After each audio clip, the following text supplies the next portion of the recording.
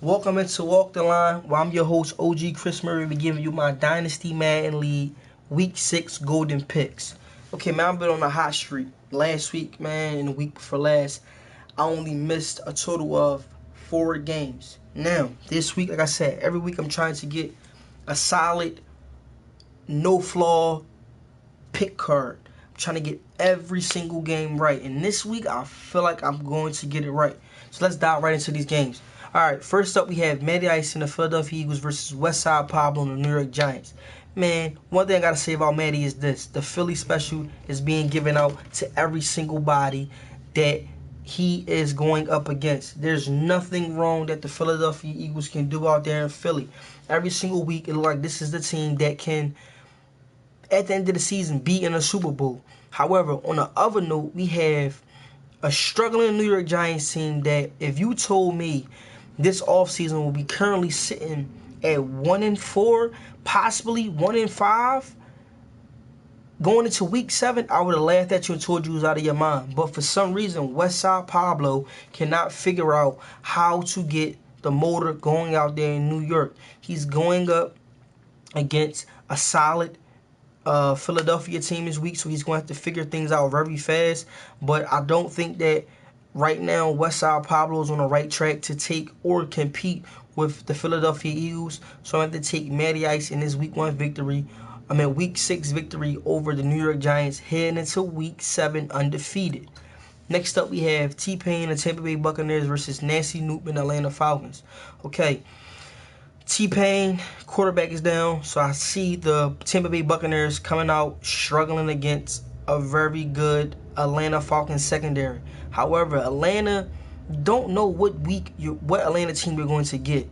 You don't know if you're going to get that actual Atlanta team that looks like they can contend for the banner for the season, or that bottom feeder Atlanta Falcons team.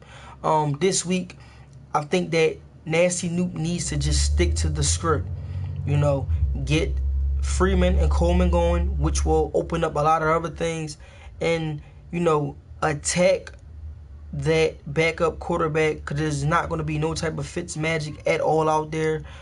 So this is a pretty much, you can mark it down as an easy win for the Falcons.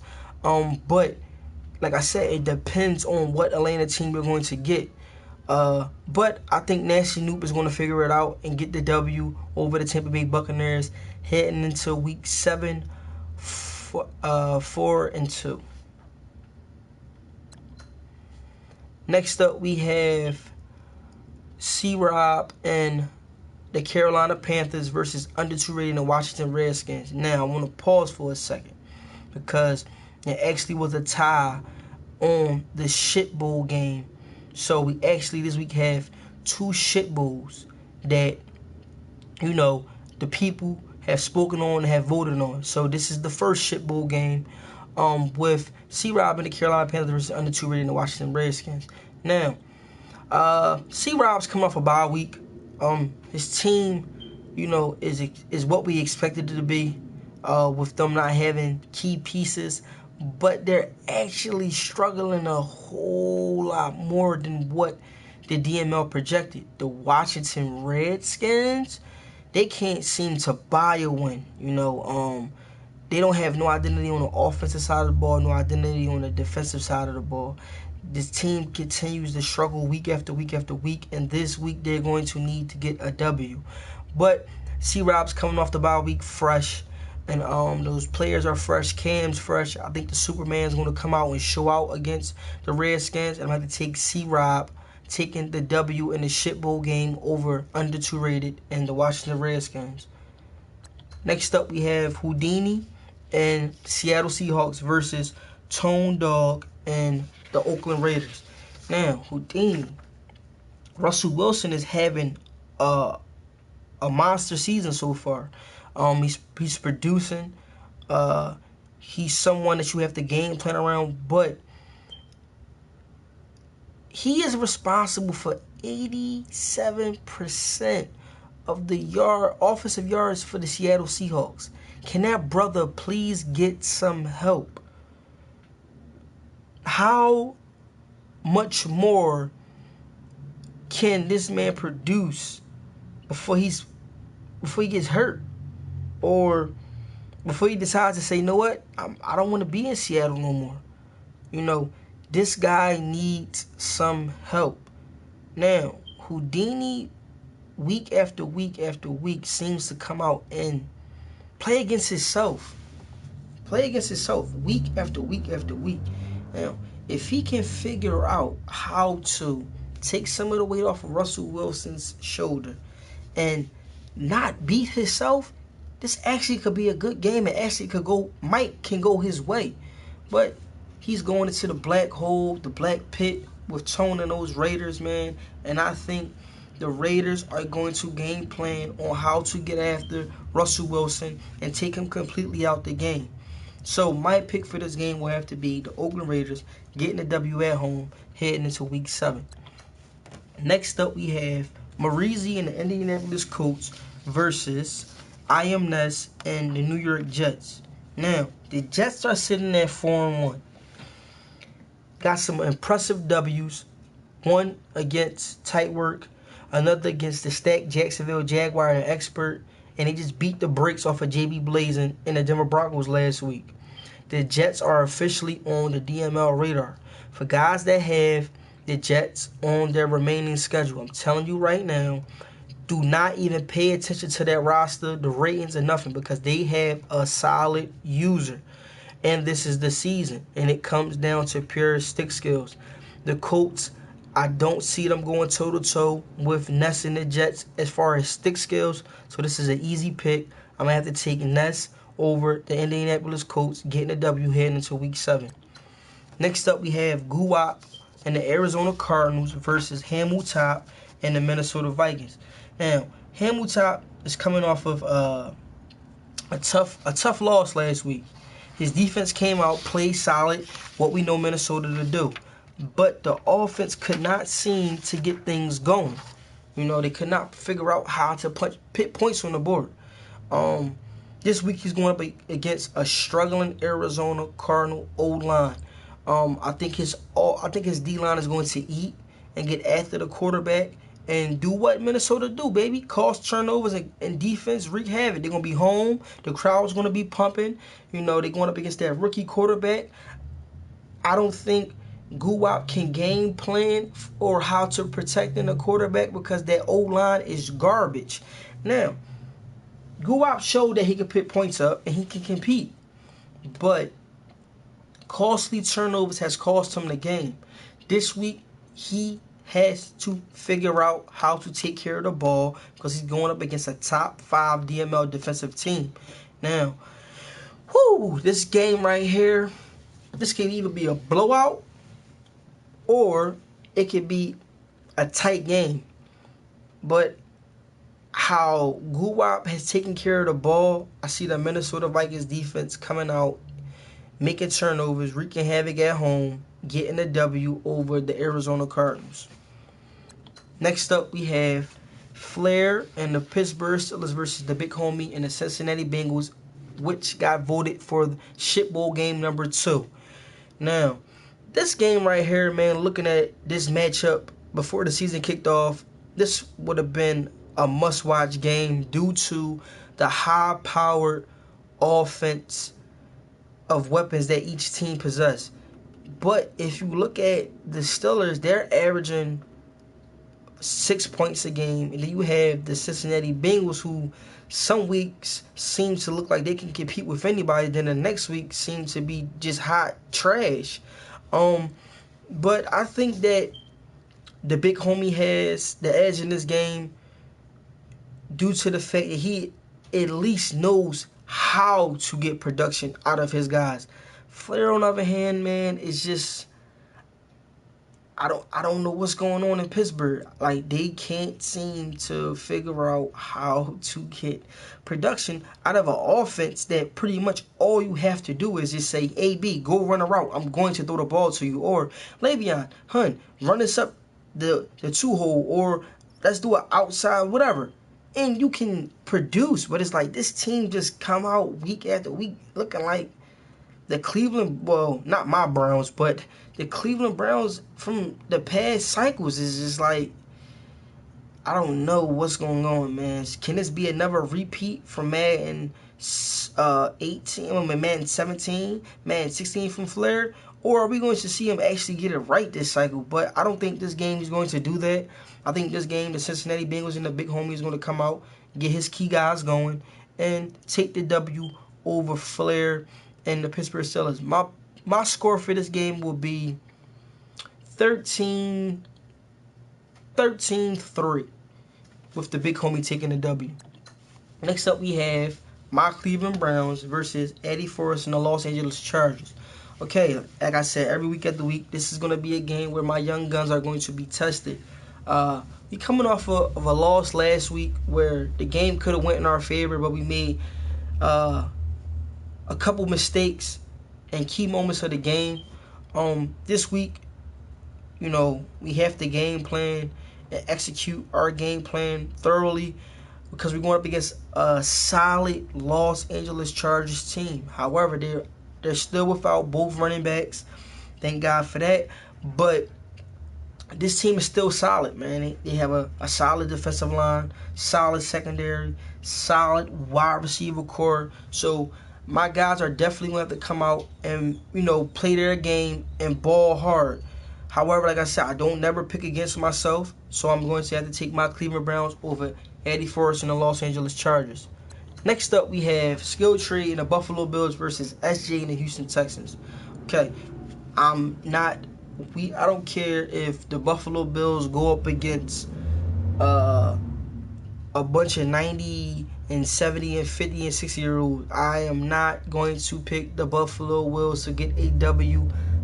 None this season.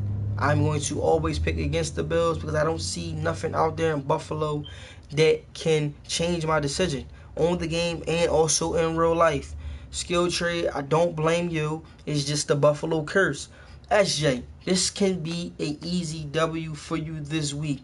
This is a game that you should get your guys going and spark some type of match out there in Houston. Even though the Houston Texans are sitting at 4-1, their actual schedule can actually be the other way because it seemed like sometimes that the Houston Texans was coming out and they just was being like drugged through the mud. But SJ seems to always come out and figure out how to get the W. This week, you know, this is a game, like I said, to just get your guys going and flowing. And I think this is going to spark a win streak. I think you're going to go on a 5-game winning streak, but you have to figure out how to get those top production out of those guys, man. DeAndre Hopkins, Lamar Miller, Fuller. You know, you got a solid tight end. Get those guys going. Also, man, what's up with J.J. Watt? Like, where's J.J. Watt at, man? Where is J.J. Watt? You know, we put out the Amber Alert already on DeAndre Hopkins. We found him. Now we're going to have to put out an Amber Alert for J.J. Watt. Can somebody please tell us the whereabouts of J.J. Watt? If you know, or you seen, or you know anything where J.J. Watt is at, please let the DML know so we can contact SJ so we can find him. But I think the Houston Texans is going to take the W this week. No brainer, man. Going into week 7. Next up, we have the Bus versus Tightwork and the Miami Dolphins. Now, this right here is going to be a fucking game. This potentially is the season Super Bowl preview right here, man. Like, you have two top tier users. Both guys are playing excellent football. You know, both defenses are balling out. But one thing about the Chicago Bears, they have shown week after week after week that this defense ain't nothing to fuck around with. If you want to come out and you want to play around like, oh yeah, I'm going to scramble with my quarterback. Oh, I'm going to sit back there in the pocket and I'm going to try to throw it over the top. Oh, I'm going to send my wide receiver over the middle. They are coming for your fucking head. Now, I don't know what they got going out there in Chicago. I don't know if they got the bounty gate out there or whatever, but this defense, how they play, they come out every week and put it all on the line and leave everything on the field. Now, they're going up against a very, very talented user with Tyreek and those Dolphins. Now, Tyreek hit trouble with the 52 fake out at the beginning of the season. Oh, I'm going to struggle. I'm going to do some of that. Man, and I told y'all, that was bullshit. That was smoke and mirrors. This guy is nothing to play around with. If you think, oh yeah, the Miami Dolphins, that roster is trash. By the time you look down to be picking up play and to look back up, he's going to drop about 40 points on you. You know, he's the real deal, man. Back-to-back Super Bowl banner hanger. He's the real deal. Now he's going up against a very, it's like the hairs is sticking up on my arm about this game. This is going to be telling you. But I think the Bears, it's like you could pick either way. But without Tyreek having Tannehill, you know, with Brock Osweiler under center, I can't see it, man. I can't see the Miami Dolphins coming away with this victory. How the Chicago Bears defense is playing. You need your starting quarterback. You know, for you to have Osweiler is like, the odds is not in your favor. So I'm going to take the bus and the Chicago Bears coming out there, taking a W out Miami, partying right after the game down South Beach, chilling with the chicks, doing what he do. But this game could go either way, man. But I gotta take the Bears in this one. Next up, we have King Vitamin and the Los Angeles Rams versus JB Blaze and the Denver Broncos. Turnovers seem to kill JB Blaze in every single week, man. It's like this team comes out, it looks amazing. Offense, get things going. They're actually ranked top 10 in offensive yards. But turnovers seem to kill him every week. Kills him every week. And this week, he's going up against a secondary and a solid. Like, this defense is solid. Like, the Los Angeles Rams have the most solid all-around defense in the DML right now. At the secondary, the linebackers, the front four, they're solid. So this game right here, JB, I can see a lot of turnovers happening in Denver, a lot of sacks, a lot of fumbles, a lot of interceptions. So King Vitamin, tell those guys, man, to come to Denver on empty stomachs because they about to eat a whole lot. And y'all going back to LA with the W heading into week 7. Next up, we have the Baltimore Ravens, new owner Matty Lowe versus Darkness and the Tennessee Titans. Okay, Matty Lowe is actually inheriting the Baltimore Ravens decided to go into a different direction, and they hired a new owner in Matty Lowe. Now, Matty Lowe is inheriting a okay Baltimore Ravens team. They're sitting at 4-1, sitting at the top of their division, actually sitting at the top of the AFC also. He's inheriting Lamar Jackson with a whole lot of play action. Now, a lot of questions came up in the media this week heading into this game is, can Matty Lowe figure out how to get the same top production out of Lamar Jackson? Is he going to be able to come up with a scheme to keep Lamar heading in the right direction as far as potential Rookie of the Year, potential AFC Offensive Player of the Year, potential possibly MVP of the league? Or will he just fall off the DML radar? So Matty Lowe, you actually getting a break this week, going up against a struggling Tennessee Titans team that don't have no identity on the offense or the defense side of the ball.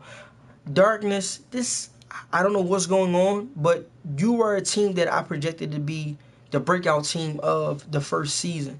You're going up against a rookie, Matty Lowe, who just joined the DML. Come on, baby. Get this W. Show the rookie what the DML is all about.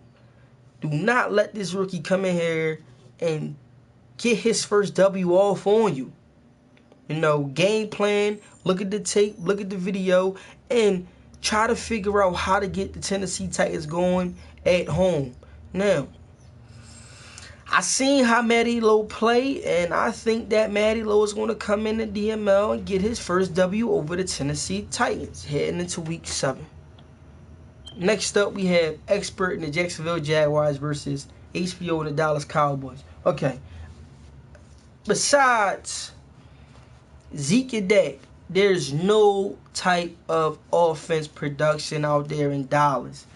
They are hot bullshit. Like, you know how you be making all those videos calling this person a bum, that person a bum? You need to make a video about how the Dallas Cowboys are fucking trash. You're going up against a solid Jacksonville Jaguar defense. Now, we know the D's out there in Jacksonville. We know that, Fournette and the running game is out there in Jacksonville. Only question that concerns the DML right now, Expert, is Blake Bortles. Can Blake Bortles figure out how to stop letting these games be closer than what they actually have to be? Whether it's forcing the ball, whether it's overthrowing wide open receivers, whether it's not going down the set. Can he figure out how to take care of the ball and get this easy W and not fuck up? If Blake could figure that out, I see this game getting the hinges blown off very quick. I see Expert coming out there against his favorite team, ripping that Dallas star right off the fucking Dallas Cowboys helmet, right out of the middle of the field, and getting an easy W over the Dallas Cowboys heading into Week 7. Next up, we have KP and the Kansas City Chiefs versus the Schemer and the New England Patriots. Man, same old. This is the same old. Week after week after week. We got KP and the most dangerous offense in the DML. Mr. Deuces himself, Tyreek Hill. It's the same thing every week. You have to figure out how to stop Tyreek Hill. If you cannot stop Tyreek Hill, you're not going to beat him. Just checking that right now. If you cannot figure out how to stop Tyreek Hill, if Tyreek's coming out putting up 200 plus yards, they win it every single time. Every single time. You have to figure out how to stop Tyreek Hill. And he's going up against a very distracted New England Patriots team. Every single week, off-field distractions seem to occur out there in New England. Whether it's the Spygate, with them spying on somebody else's practice, whether it's contract issues, whether it's players not showing up for practice. It's just too much going on out there in New England where it's starting to leak onto the field of play now. You got Tom Brady with the lowest numbers that he's ever produced since his rookie year, looking like shit. We talking about the GOAT, Tom Brady. He's looking like shit. New England is going to have to figure out how to separate those off-field problems from the infield, because it's starting to leak and you're starting to see the effect on their players. But this week, man, I see them coming out, not competing at all with KP and the Kansas City Chiefs. Expecting the big day from Tyreek Hill going off for 300 plus yards. KP taking the W over the Schemer and the New England Patriots. Next up, we have Sweets 99 and the San Francisco 49ers versus Mo B and the Green Bay Packers. Now, this game right here, man, I think it's going to be a lot closer than what the point spread is actually projecting. Now, you got KP and the San Francisco 49ers who seem to be struggling a bit more than what management has actually thought. You got to get those key guys going, man. You have to figure out how to get those key guys going. You have to figure it out. This week you're going up against the Green Bay Packers team who's sitting at 2-3, which a lot of people probably wouldn't have projected them to be there right now, but I'm pretty sure Mo B is in a more comfortable spot than what he actually thought his team would be at.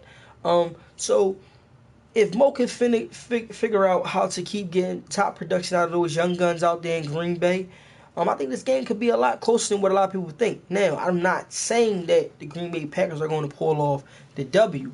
What I'm stating is that Sweets 99, this is a game where you can get your mojo back. Get guys going, figure out what's working out there in San Fran, what's not, and get that mojo going that we seen out there in New York last cycle. With this game, I'm going to take the San Francisco 49ers with the W over the Green Bay Packers. Those my picks for Week 6. Drop a comment. Like I said before, I'm coming at you every single event with a Walk the Line episode with my picks. I'm your host, OG Chris Murray, and I'm out.